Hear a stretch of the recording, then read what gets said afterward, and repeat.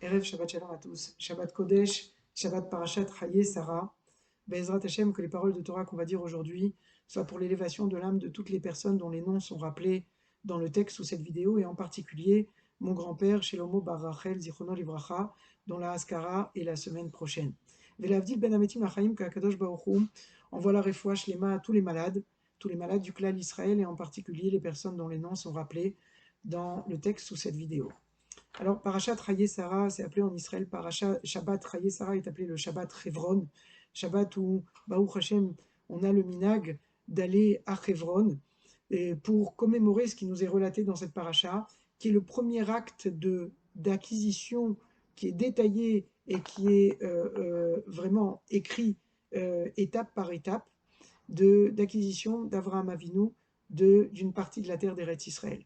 Ça commence par Hebron, ça continuera avec Yerushalayim, mais là, la première partie de Eretz Israël qui est acquise par Avraham Avinu, Bekesef Malé, en argent comptant, c'est relaté dans cette paracha, et c'est pour ça que le Ham Israël, il a l'habitude d'aller à Hebron, et c'est très très joli pour l'avoir vécu quelquefois.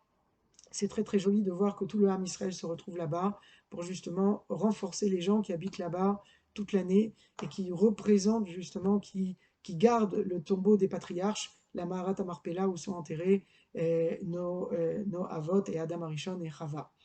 Et ce que je vous dis aujourd'hui est essentiellement basé sur une sikha du Rav Reuven Sasson Shlita, qui vient nous apporter un regard un petit peu différent, j'ai trouvé, et que je voulais partager avec vous, sur cette paracha et sur justement l'enchaînement des différentes parachiotes qu'on a pu avoir depuis Lech Lecha, Vayera et Chaye Sarah. Et vous savez, comme il est écrit dans Parashat Lech Lecha, dans le Ramban, là-bas, il y a un long développement sur le fait que, et je l'ai déjà dit et je le répéterai encore plusieurs fois, tant qu'on est sur le Sefer Bereshit, tout le Sefer Bereshit, il est sous l'éclairage de Maaseh Avot Siman Labanim, de tous les actes qui sont relatés, qui ont été les actes qui sont relatés dans le Sefer Bereshit, qui est un livre qui est très très riche en histoires, qui sont magnifiques au niveau du Pshat. Mais comme nous dit Srazal, derrière ce sens simple, derrière le Pshat, il y a des messages qui sont des messages bien plus profonds, qui sont des valeurs dont on a hérité grâce justement aux actes qui ont été réalisés à ce moment-là par nos ancêtres. Donc nous, en relatant ces actes et en pouvant les réétudier à nouveau dans leur macor à la source, là où ils ont été relatés pour la première fois et là où il y a eu l'acte pour la première fois, eh bien ça nous permet à nous de remonter à ce shoresh, à cette source dont nous on a hérité, de ces valeurs dont on a hérité, et donc de les refaire justement se dévoiler, de les redévoiler à nouveau et de les mettre à nouveau à l'ordre du jour. Et c'est souvent des valeurs qui sont, et c'est ce qu'on va voir aujourd'hui, qui sont en potentiel en nous, mais justement de passer d'un potentiel à pouvoir les réaliser dans la réalité de tous les jours, eh bien ça demande un effort. Et ce sont des petites fenêtres qui s'ouvrent justement, paracha après paracha, qui viennent nous dévoiler justement en regardant les Maaseh Avot, en pouvant étudier ce qui a été fait, les actes de nos ancêtres, comme on va voir ici d'Avraham Avinu en particulier, eh bien que chez nous, ça va nous permettre de dévoiler, de ramener à la surface justement quelque chose qui est enfoui des fois très profondément chez nous et qu'on a besoin d'enlever toute la poussière, toutes les couches qu'il y a au-dessus de ça pour faire passer d'une force et d'un trait de caractère qui est Bekoach à Befoal, c'est-à-dire un trait de caractère qui est potentiellement dont on a hérité nous, mais pour le faire passer du potentiel à le matérialiser, eh bien j'ai besoin justement de me repencher sur cette paracha, sur la paracha de la semaine, pour pouvoir justement nous dévoiler et de nous mettre le spot, de nous mettre l'éclairage et le focus sur ce point-là qu'on vient dévoiler à nous. Alors le Rav Reuven Sasson vient nous dire de façon, on va dire, que moi j'ai trouvé très originale. Il nous dit, comme il est marqué dans le Rashi de la paracha en fait nous fait remarquer que le début de la paracha c'est donc sur les années de la vie de Sarah, dont la mort de Sarah est relatée dans notre paracha. Il est donc écrit que Vatamot Sarah Bekriyat Arba, dans le pasouk, le deuxième pasouk, le deuxième verset de notre paracha, I Chevron, et donc la Torah vient nous dire que Kiryat Arba c'est Chevron, d'accord, de Eretz Kenaan, dans la terre de Kenaan, Vayavo Avram Lispod les Sarah Velivkota. Et donc Avram est venu faire le hesped de sa femme et il a pleuré Sarah. Et Rashi nous dit, l'ispod les Sarah velivkota, venismecha mitat Sarah le akedat Yitzhak. Rashi nous dit, pourquoi cet acte-là nous est relaté juste après la fin de la paracha de la semaine dernière, qui était paracha de Vayera, où on nous a relaté quoi? On nous a relaté de la akedat Yitzhak, du sacrifice d'Yitzhak. Pourquoi c'est relaté l'un après l'autre? Pourquoi c'est juxtaposé? Les fiches et aliédé besorat à akeda chez Nizdamen bna les shrita vekimat meshelo nishrat. Donc, puisque au moment où Avraham Avinu, il a failli sacrifier sacrifier Yitzhak, pardon, quand la nouvelle est arrivée à Sarah, eh bien, parcha nishmata mimena ou meta. Sarah, d'émotion de ça, de son fils qu'elle a eu à l'âge de 90 ans, et donc qui a 37 ans, quand elle avait 127 ans, à l'âge de 37 ans, a été sacrifiée par son fils, par son mari, pardon, par Abraham.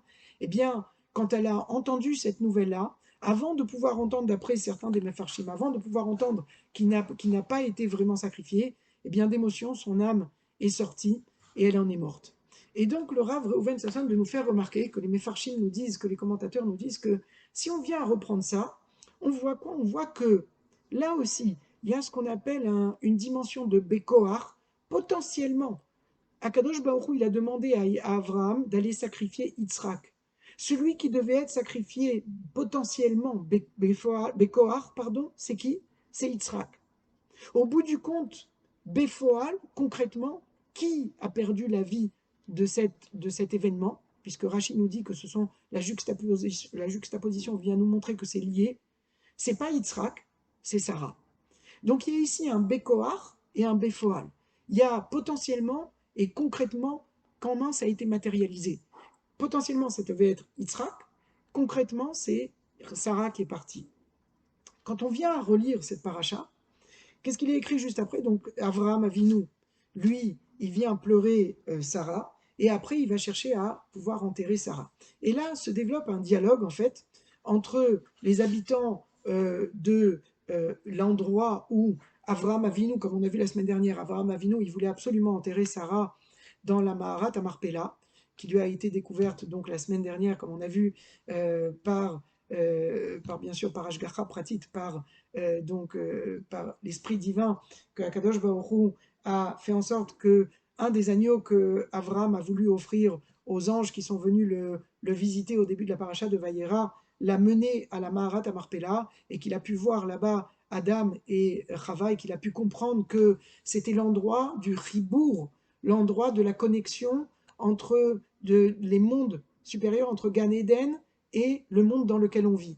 Et qu'il a compris que cet endroit-là, c'était un endroit particulier et il fallait à tout prix qu'il soit enterré là-bas, que lui et sa femme soient enterrés là-bas. Et c'est à ce moment-là qu'il a voulu à tout prix acquérir donc la Maharat à Marpella. Et c'est pour ça que dans notre paracha se développe un dialogue où il y a marqué que dans le Pasuk Gimel, le troisième verset, Vayakom Avraham Me'al Pnei Meto, Vayidaber El Benechet les morts, et donc il a parlé aux habitants locaux qui sont les Ritéens, et il leur a dit Ger Vetoshav Anochi Imachem, il leur a dit moi je ne vais pas m'arrêter là-dessus, un résident temporaire ou un habitant vraiment de cet endroit, on va voir un petit peu pourquoi quand même, Tenouli Achuzat Kever Imachem, Vegbera Meti Lefanai. Donnez-moi un bout de terre, que je puisse avoir un bout de terre qui m'appartienne pour pouvoir enterrer Sarah, qui est pour l'instant posée devant moi. Vayahanou Benechet, et donc les enfants les habitants locaux de Chet lui disent à ce moment-là, Shemaenu Adoni Nessi Elokim Ata Betochenu, toi tu es un prince divin parmi nous, et donc on te respecte. Bemifrar Kevarenu Kevor et Metecha, Ishmemenu et Kivro Lo Ichle Mimecha, Ni Kevor Metecha. Donc prends ce que tu veux de cette terre, prends-la, puisque personne ne va t'empêcher d'enterrer Sarah dans cette terre. Et à ce moment-là, la réponse de Avraham est de dire Vaïdaber itam les morts, imiesh et nafshechem, ligvor et metim ilefanai. Si vous voulez vraiment me permettre d'enterrer mon mort qui est devant moi, Shemaouni ou Figouli be Ephron ben Sochar. Il faut aller demander à Ephron ben Sochar, permettez-moi de rencontrer Ephron ben Sochar, pour lui demander justement Vaïten li et meharat amarpela, asherlo, et je veux qu'il me donne la Meharat à Marpella, donc cet endroit qui s'appelle la Mehara, le tombeau de la Marpella, c'est pas, on va voir dans Rashi, c'est tout l'endroit qui s'appelle Marpella, Asher Biktse Sadeu, qui se trouve au bout de son sadé, Bekesef Male Itene Nali, et je veux l'acheter en argent comptant, d'accord, pour que Bekesef Male Itene Nali Betochem le Achuzat Kaver, pour que je puisse avoir une achiza, que je puisse avoir une emprise, que je puisse acquérir vraiment cet endroit-là, Bekesef Male, en argent comptant. Et là, Rabota, il y a une question qui se pose. La question qui se pose ici est la suivante. Et je vais vous dire, c'est quoi cette question en fait? C'est que, a priori, dans le dialogue qu'on vient de voir, les habitants, et on va voir que Ephron, après que Avram rencontre, bien Ephron lui dit, mais oui, mais enterre ton mort devant toi, il n'y a aucun problème. Et Avram insiste. Il insiste pour que ce soit Bekesef Malé, pour que ce soit en argent comptant. Et Rabota, la question, elle se pose pourquoi? Parce que ce qu'on avait vu, nous, dans Parashat Lech Lecha, dans la paracha de Lech Lecha, il est dit que juste après, quand on vient reprendre, pour ceux qui veulent aller voir, c'est le Pérec Yud Gimel et le Pasuk Yud Dalet, donc le chapitre 13 de Sefer Bereshit, le verset 14, qui nous dit que quand Abraham et Lot se sont séparés, alors Akadosh Baruch Hu est apparu à Abraham et lui a adressé la parole. Vachem Amar el Avraham, il s'appelait à ce moment-là Avram, Achari Pared Lod Mimo, que après qu'il se soit séparé de le Lot, pardon, Sana Enecha Ur E Minamakom Asher Ata Sham, Tzafona Vanegba Vakedma Vayama. Akadosh Baruch Hu, il demande à Avram de lever les yeux et de regarder dans les quatre coins cardinaux. Qui et kol haaretz asher ata roé, lecha etenena ulzaracha adolam. Parce que toute la terre que tu vois maintenant, quand tu fais le tour des quatre points cardinaux maintenant, tout ce que tu vois, kol haaretz asher ata roé, lecha etenena ulzaracha adolam. Je te le donne à toi et à toute ta descendance jusqu'à la fin des temps. Vesamti et zaracha keafar haaretz. Et je vais mettre ta terre donc qui va se multiplier comme la poussière de la terre, etc., etc. Et là, il est dit dans le passage qui suit, Kum italer ba'aretz leorka ou l'orba, kilecha et tenena. Et donc c'est répété ici, mais avec un autre langage. Lève-toi et marche sur cette terre pour que justement tu puisses fouler, que tes pas puissent fouler la terre d'Eretz Israël, les orka ou l'orba, dans la largeur et dans la longueur, d'accord, qui lecha et tenena, parce que à toi je vais la donner. Il y a, pour ceux qui veulent aller voir, un kliyaka très très joli sur ça, qui nous dit qu'à ce moment-là, Akadosh Baruch Hu, il a donné la terre d'Eretz Israël par deux dimensions. La Reïa, puisqu'il a dit Sa enecha ur e, dans le passouk, le premier passouk que je viens de vous lire, lève les yeux et vois, et je vais te donner à toi et à toute ta descendance, je te donne à partir de maintenant et à tout jamais la terre d'Eretz Israël. Et après, il lui dit, va, marche sur la terre d'Eretz Israël, foule la terre d'Eretz Israël, parce qu'en longueur et en largeur, parce qu'à toi, je te la donne. Il n'y a pas marqué à ta descendance. Alors, on voit là-bas qu'il y a deux dimensions. Pour acquérir la terre d'Eretz Israël, il y a une dimension qui est la dimension de la Reya, de la vision, et une dimension de la Halicha, de marcher sur la terre d'Israël. Et ça, Rabotai, Chazal nous dit que c'est une dimension spirituelle. De voir, c'est la dimension spirituelle d'Eretz Israël. Il y a un lien spirituel avec la terre d'Eretz Israël. Et elle nous est léguée à ce moment-là, à partir d'Avraham Avinu. Et à ce moment-là, c'est pour toutes les générations jusqu'à la fin des temps. Elle nous est donnée, spirituellement, on en a déjà hérité. Matériellement, c'est que quand on va marcher sur la terre d'Eretz Israël, ça, c'est la deuxième dimension. Et ça, c'est donné à Avraham, mais ce n'est pas donné à toutes les générations. Pourquoi? Parce que le Kliyakar vient nous expliquer qu'il va y avoir des générations où le peuple d'Israël ne va pas contrôler la terre d'Eretz Israël. Donc, concrètement, on ne va pas être ceux qui contrôlent la terre d'Eretz Israël. Donc, c'est pour ça qu'il y a écrit Lecha et Tenena, je vais le donner à toi, mais il n'y a pas écrit Ulzaracha, à ta descendance, je vais te donner quand il s'agit de marcher sur la terre d'Israël.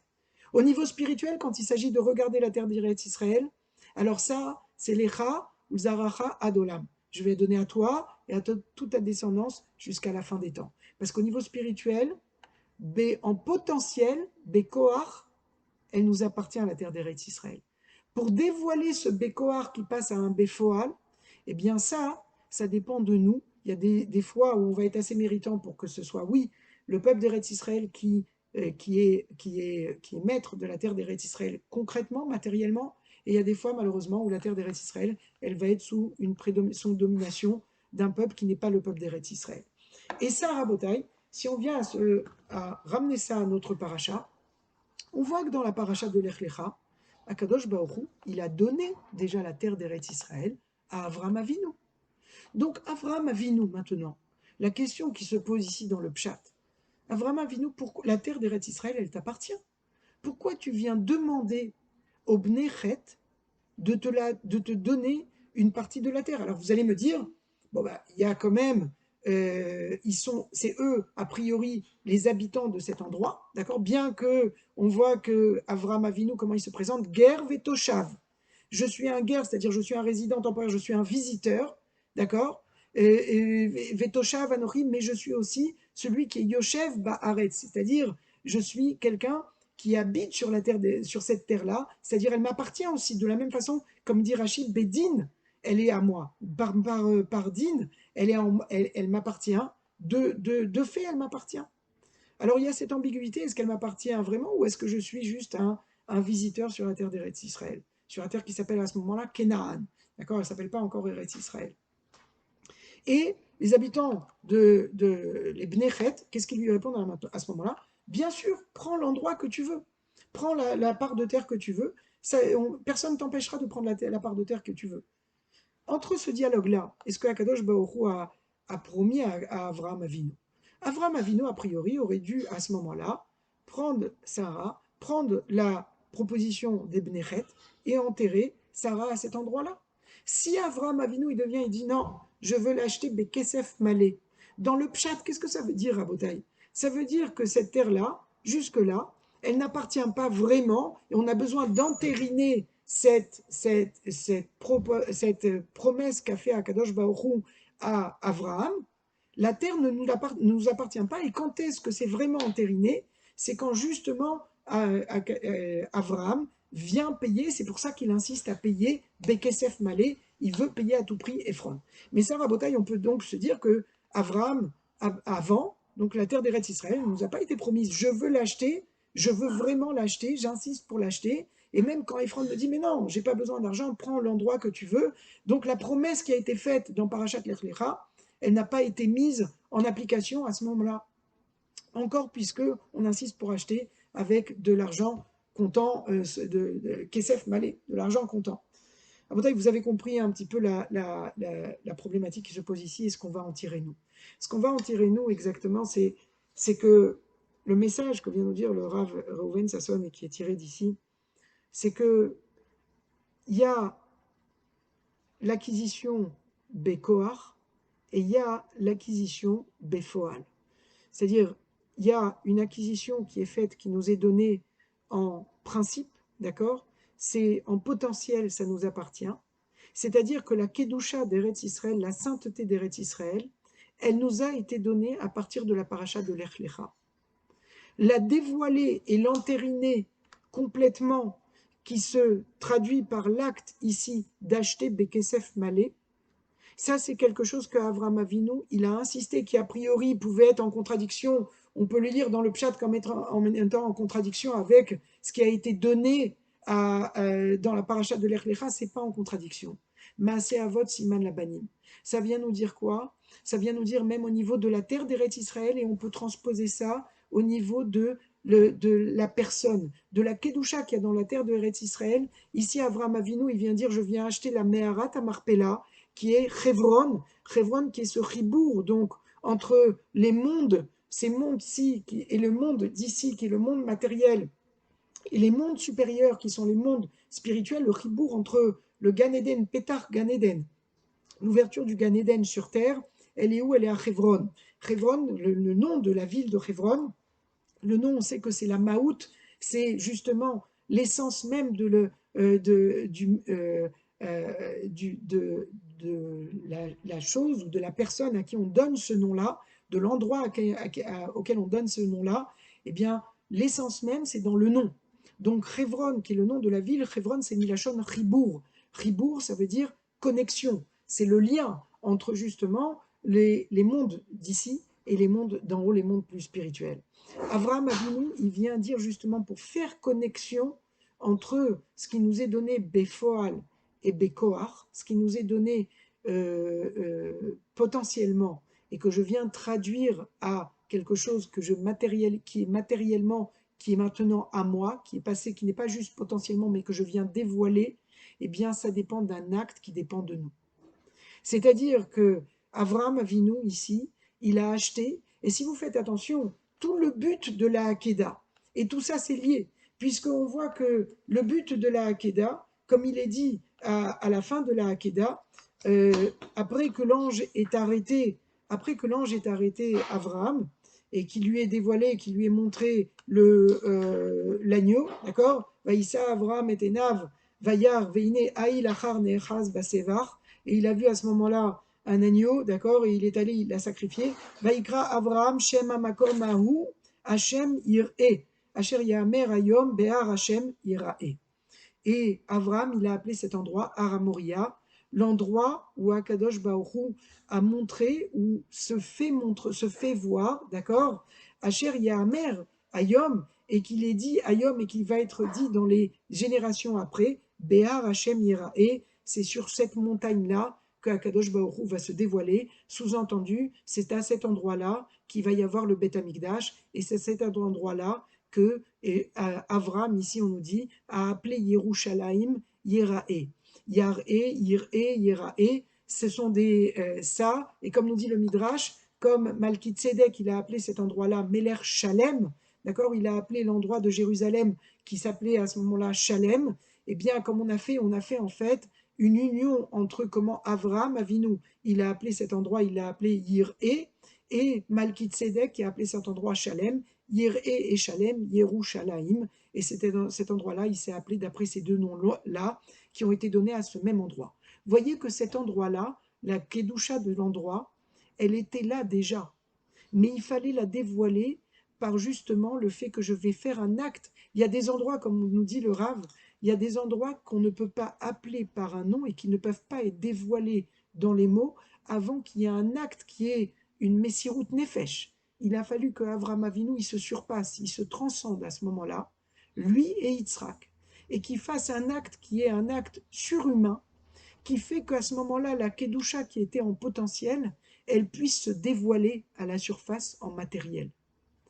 Et ça, Rabotaï, c'est ce qui vient se passer ici, c'est le message qu'on attend ici. L'homme, Adam, il est appelé Adama, il est appelé, le nom de l'homme, il vient parce qu'il vient de la terre, la truna, les qualités de la terre, justement, c'est quoi, Rabotaï? C'est dans potentiel dans la terre, quand je mets une graine, il y a tout pour donner les plus belles plantes, les plus beaux fruits, les plus beaux arbres.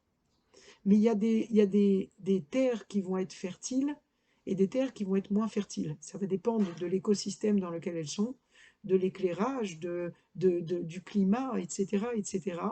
Mais au niveau du potentiel, la Adama, elle peut donner, elle a un potentiel énorme. L'homme, Adam, il est appelé Adam par justement le fait qu'il ressemble à la Adama, dans le fait que Akadosh Baruch Hu Vaipar Be'apav Nishmat Chaim. Il a mis en nous une Neshama qui est une partie de lui, une partie divine, qui a un potentiel énorme. Entre ce potentiel qui est enfoui en nous et pouvoir justement le réaliser, la réalisation de ce potentiel, à ce moment-là, Rabota, il faut savoir une chose, ça ne dépend plus d'Akadosh Baruch Hu, ça dépend de nous, ça dépend de nos actes. Avraham Avinu, il vient dévoiler ce potentiel ici, justement le remettre à la surface, et ça vient nous apprendre Maaseh Avot Siman Labanim. On a un potentiel énorme à partir du moment où un homme, il vient justement à, à dévoiler, à chercher en lui et à passer des épreuves, comme on a vu, le Nisayon, c'est pas dans le sens épreuve qui est une mauvaise traduction, comme on dit le Rav Benichou, épreuve, épreuve en français, ça vient d'un mot de éprouver, ça vient fatiguer quelqu'un. Alors que en hébreu, les nassot d'essayer d'éprouver quelqu'un, c'est milachon nes, ça veut dire étendard, ça veut dire faire monter la personne. On vient dévoiler, c'est quoi faire monter la personne? C'est dévoiler ce qui est enfoui en elle en potentiel, le ramener à la surface. Un homme, quand il passe des nishonotes, et ce n'est pas forcément des épreuves qui sont des épreuves difficiles ou des grandes épreuves, toute la vie, elle est faite, toute la journée, elle est faite de petites épreuves, de toutes petites choses qui sont aussi des épreuves, ça dépend de comment je vais regarder. Est-ce que je vais regarder ça avec un regard un Aïn Tova, un regard qui est donc un regard où je viens justement prendre en moi et essayer de dévoiler ce qui est enfoui en moi. À ce moment-là, Rabotaï, je peux passer du Kohar au Foal, c'est-à-dire de dévoiler. Ici, Hebron, ça a été dévoilé, Yerushalayim, ça a été dévoilé, c'est un endroit tellement plein de Kedusha que pour le dévoiler, il fallait que Avram Avinu, il passe par la Hakeda, et que là, pour dévoiler justement Yitzhak, ça a été ce qui a été Bekoar, c'est-à-dire Yitzhak potentiellement, c'est lui qui devait être sacrifié, c'est Sarah qui a été sacrifiée. On n'a pas le temps ici de développer pourquoi dans ces deux personnalités, c'est Sarah qui va justement passer, qui est concrètement, qui part, qui nous quitte à ce moment-là. Mais on va voir un tout petit peu plus loin que, en fait, Yitzhak, à l'union avec Rivka, eh bien, il va retrouver, comme nous dit que quand Rivka, il a fait rentrer Rivka dans la tente de Sarah, eh bien, il a retrouvé, puisqu'on dit que Rivka ressemblait comme deux gouttes d'eau à Sarah, eh bien, à ce moment-là, on voit que Sarah est partie de ce monde-ci, mais elle a été redévoilée aussi dans ce monde-ci, c'est-à-dire qu'avant que le soleil se couche d'un côté, eh bien, il s'est levé d'un autre côté par Rivka. Et donc, ça veut dire quoi? Que le soleil, la lumière du Bécoar, c'est-à-dire des mondes supérieurs, elle est toujours là, elle est toujours redévoilée, non plus par l'intermédiaire de Sarah, mais par l'intermédiaire de Rivka à ce moment-là. Et c'est exactement la notion de Chevron qui nous permet de dévoiler au bout du compte Yerushalayim. C'est les deux notions qui sont aussi comprises dans la Tfila, puisque Chazal nous dit dans Masechet Brachot, est-ce qu'il y a une marloquette, une discussion, est-ce qu'on a institué les Tfilot Keneged Avot, c'est-à-dire contre les patriarches, c'est-à-dire Avraham qui a institué la Tfila de Shacharit, Yitzhak la Tfila de Mincha, comme on le voit dans notre paracha, et Yaakov la Tfila de Harvit, ou alors les Tfilot, elles ont été instituées Keneged Korbanot, et contre les korbanot, qu'on n'a plus les korbanot aujourd'hui, et donc on ne peut plus faire les sacrifices, et donc Shacharit contre le korban perpétuel du matin, Mincha contre le korban perpétuel de Ben Arbaïm, de l'après-midi, de la fin de l'après-midi, et Arvit contre les chériotes, ce qui restait des corbanotes qui étaient en train de brûler encore du corban de l'après-midi. Sarah Botaï, si vous faites attention, où est-ce qu'on faisait les corbanotes? On les faisait au Beth Amikdash. Le Beth Amikdash, c'est relié à Yerushalayim. Les ancêtres, les patriarches, les Havot, où est-ce qu'ils sont enterrés? Ils sont enterrés à Hebron, dans la Marat Amarpela. Donc on a toujours, entre Jérusalem, cette discussion des tfilotes. Est-ce que c'est des tfilotes contre les Havot qui sont, ça veut dire que tout passe par Hebron? Ou alors est-ce que notre tfilote, elle passe par l'endroit où on a fait les korbanot, c'est-à-dire Jérusalem, l'endroit du temple? Eh bien, Rabotaï, c'est un Békoar et Béfoal. C'est ce qui s'appelle aussi de pouvoir dévoiler. Est-ce que c'est tout est caché, ça nous appartient à nous de dévoiler ça? Sarah c'est toute notre vie, elle est faite là-dessus. Est-ce que je vais rester avec, je vais comprendre que je suis Adam, je viens de la Adama qui a ce potentiel de pouvoir tout dévoiler, si je comprends que l'autre extrémité, une extrémité de Adam, c'est la Adama. L'autre extrémité, c'est que Adam, le nom de Adam, il est appelé Adam sur Adamé Lo, celui qui veut ressembler à Kadosh Baoru. C'est-à-dire d'un côté, on a ce potentiel qui part de la terre, sur le modèle de la terre, où tout est enfoui, et à nous de dévoiler la Kedusha qui est dans la terre, justement, en étant rivé sur quoi? À damer l'eau, rivé vers Akadosh Baoru, à monter tout ce qui est matériel vers le spirituel. Et c'est là l'échelle de Yaakov Avinu qu'on verra dans quelques parachiotes. Alors voilà, on a un moment maintenant de Shabbat Kodesh où justement on a cette fenêtre qui s'ouvre sur les mondes, mais En Olamaba Be Olamazé, de ce monde-ci où on nous ouvre une fenêtre des mondes supérieurs pendant Shabbat Kodesh, où on nous donne un goût de Gan Eden dans ces mondes-ci. On peut prendre justement tout le potentiel et le connecter, ce potentiel, pour le dévoiler, mettre une lumière sur notre potentiel, aller chercher dans notre potentiel. Et celui qui prend la peine de chercher, celui Yagata ou Matsata Ta'amin, celui qui se fatigue, il va trouver. Il va trouver en lui un éclairage sur sa vie de tous les jours qui va faire qu'il va pouvoir passer des choses qui sont en potentiel maintenant, il va pouvoir les réaliser. Et je vous le souhaite à tous. Shabbat Shalom à tous. Baruch Adonai Leolam.